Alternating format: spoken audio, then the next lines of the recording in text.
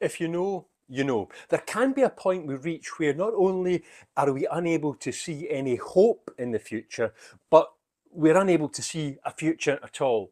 It was the kind of place that Elijah reached back in 1 Kings when everything in life seemed to go so badly that he lay down under a tree and just asked that he might die.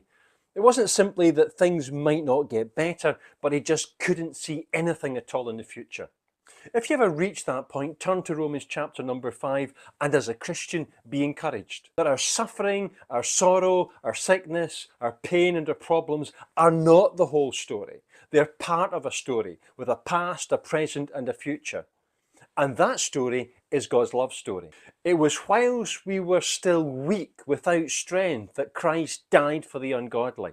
That was in the past. God loved us.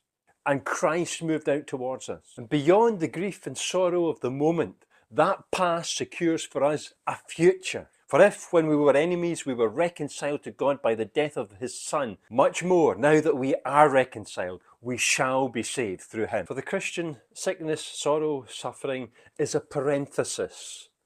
It is but a period between the past in which God loved us and a future in which the life of Christ delivers us. Never get to that point where you cease to believe that not only is there a lack of hope in the future, but there's a lack of a future for you. The scriptures say the opposite. The cross of Christ says the opposite. The Spirit of God in us says the opposite. And the Word of God tells us the opposite. There is a future for God's people. God bless. Like, follow and share for more.